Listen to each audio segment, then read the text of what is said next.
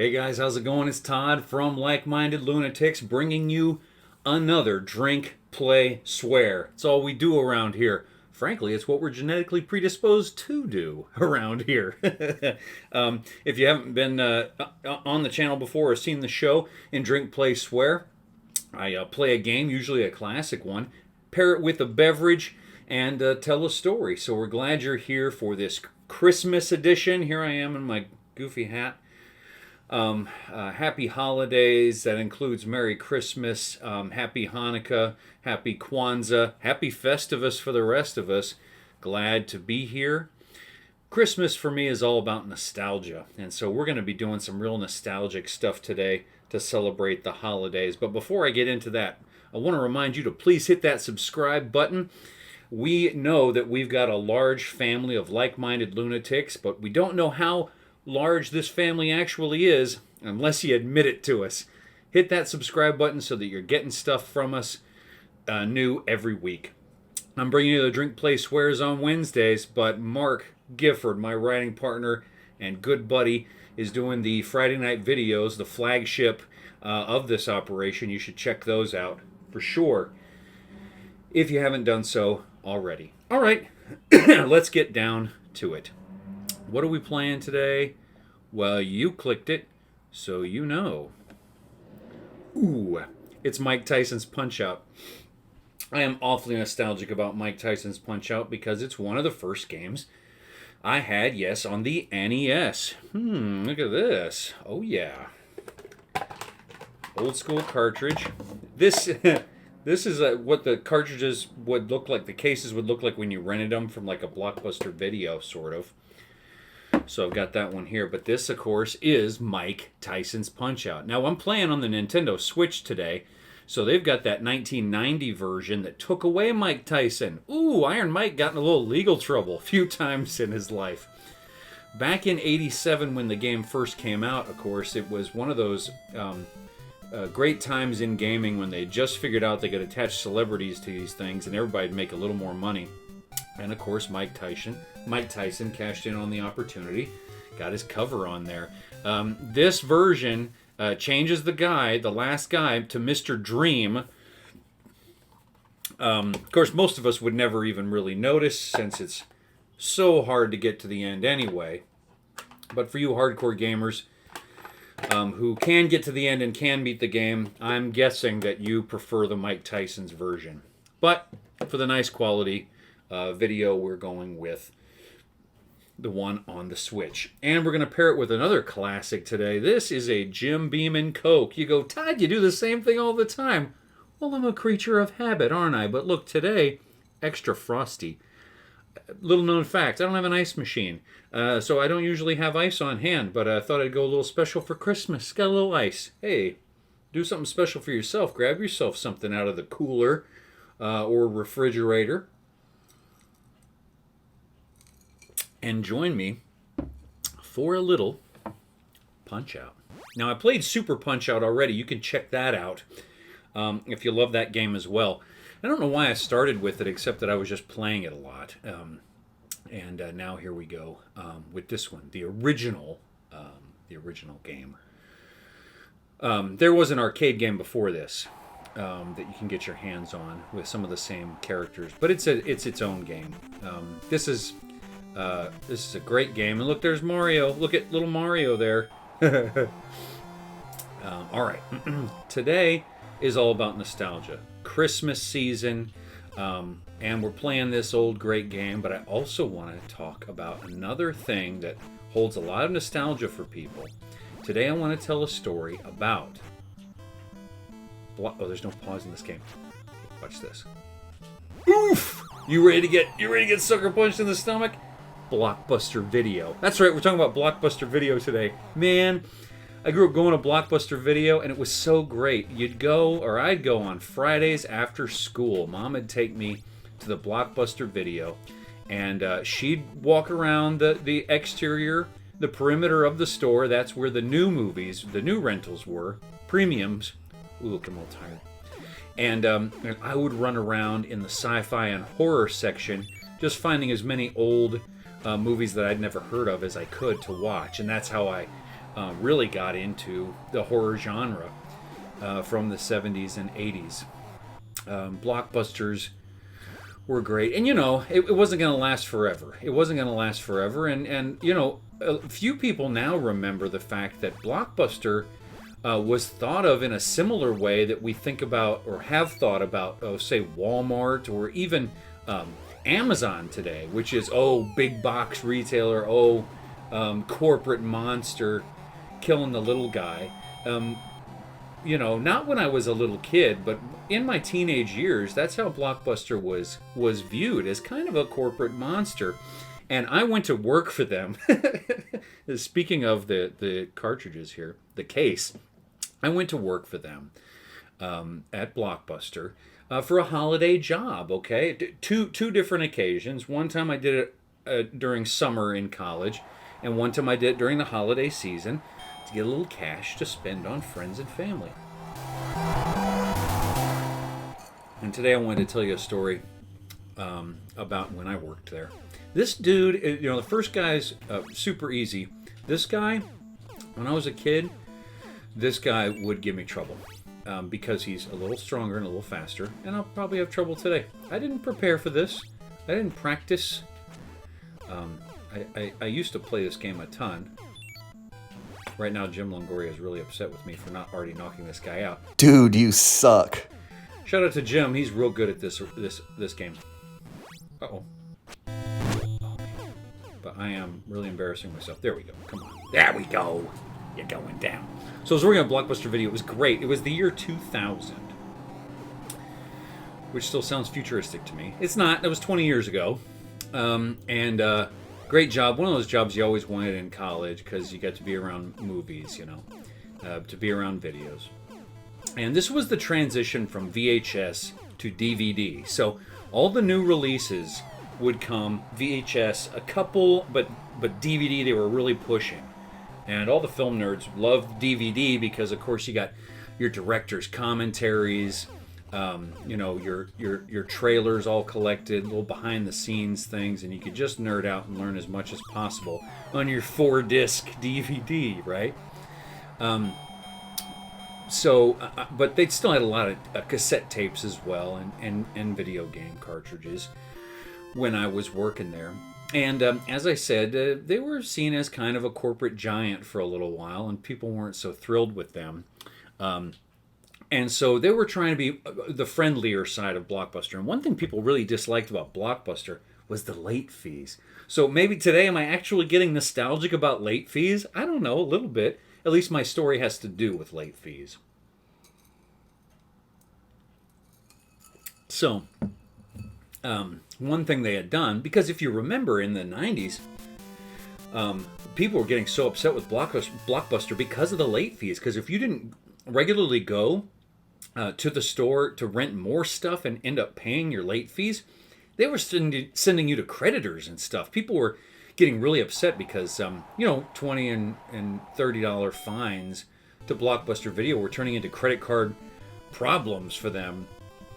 So they were trying to be a little friendlier. They were into forgiving late fees, giving fewer late fees.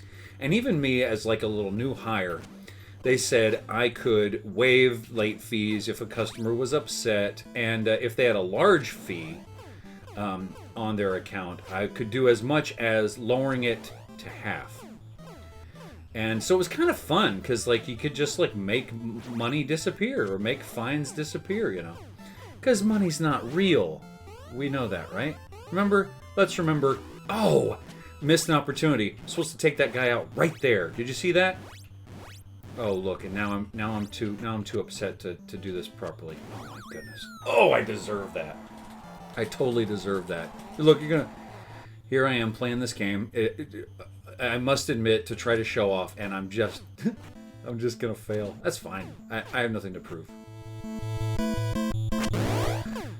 So I get this guy come in, and this was a typical kind of guy who would come into Blockbuster. It's Dad, who likes to pretend he doesn't know there are late fees. So he gets up there with his two kids, and they. So what you did if you worked at Blockbuster is you took their membership card, and you scanned it, and then you scanned the items So what I'm supposed to do is hit him in the stomach, and my timing was off. Look at that! My timing is off? This is an embarrassment. And the round's almost over. I should have had him out already. My goodness. Look at this. The guy comes up there with his kids. So I scan his card, scan the items, and now I have to, like, kind of in a cool, friendly way, explain to him that he's got a fee. But what Blockbuster had decided to do by the year 2000 was they would give us the option. You could say as an employee, and sir, you have a late fee on this account. Would you like to take care of that today, or any of it today? You know, give them a little option to put it off if they needed to. And it didn't accrue interest, and we weren't going to the creditors anymore.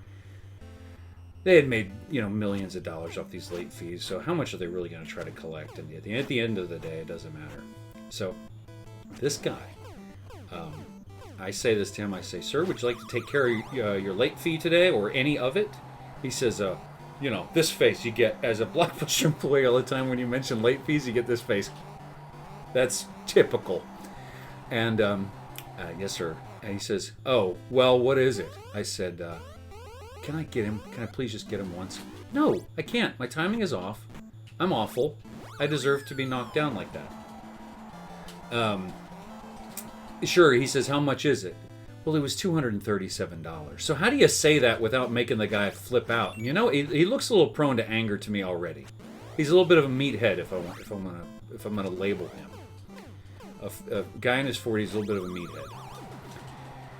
So I said, well, just as much as you want to take care of today. I'm sure you're aware of the amount. We do send out the statements monthly. He said, no, I don't know anything about a late fee. How much is it? All right, well, and you kind of lower your voice a little bit. Well, it's $237.18. What? Now he's making a scene a little bit. I said, well, he said, oh, my ex-wife. You get these stories about his ex-wife. I took care of him. I'm lucky on that one. He goes into these stories of, oh, it must be his ex-wife trying to ruin his credit. I said, sir, I'm sorry, I don't have anything to do with that. And so I try my 50% thing, on him. I said, we can take care of it. You can only pay 50% today, and I can take care of the rest for you. Merry Christmas. He paid it. He did. He paid whatever half of that is.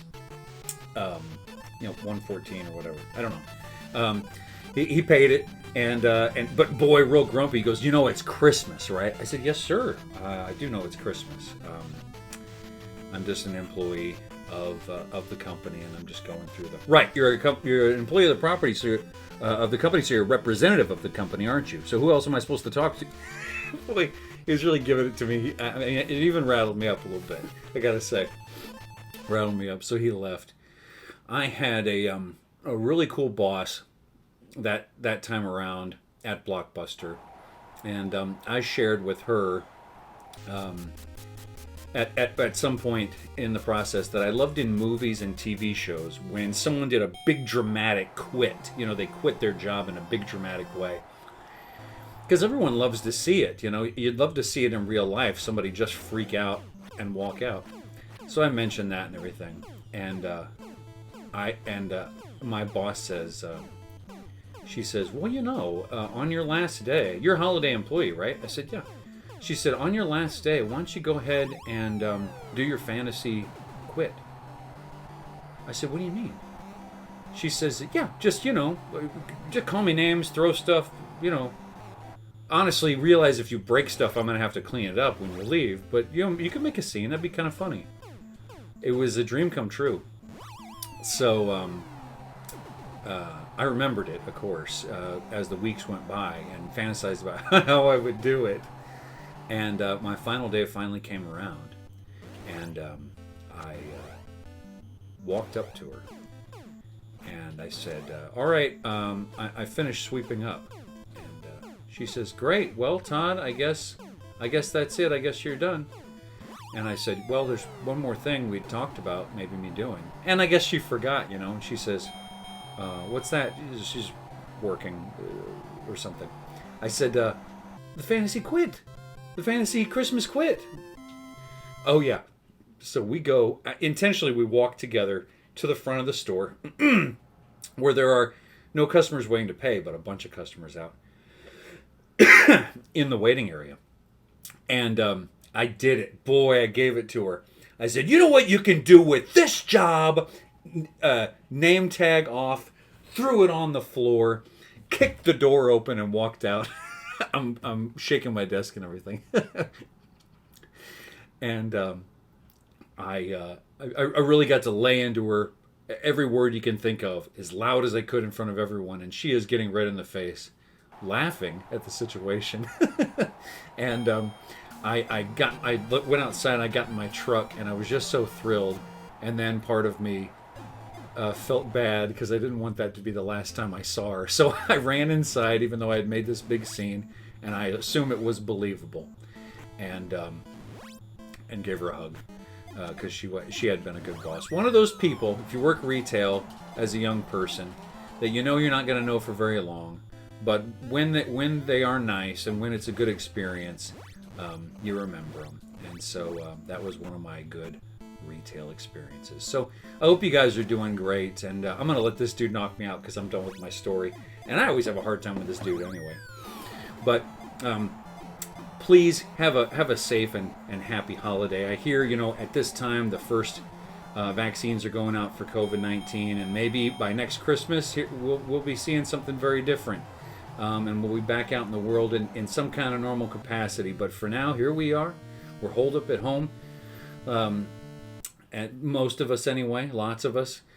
Happy holidays, Merry Christmas, and the Hanukkah and the Kwanzaa and the Festivus and all the other things I don't even know about that people are doing around the world and celebrating. And now's my favorite time of the program is to say goodbye to you and wrap up this beverage. If I don't see you before the New Year's, I hope I do, but if I don't, happy holidays. That includes Happy New Year's. No, I'll be back next week. I'm going to try to be back next week. Anyway, here we go. Let's finish off these beverages. In between now and the next time I see you, I'm Todd.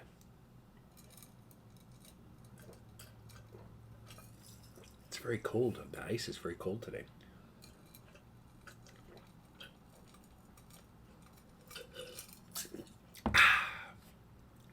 See ya.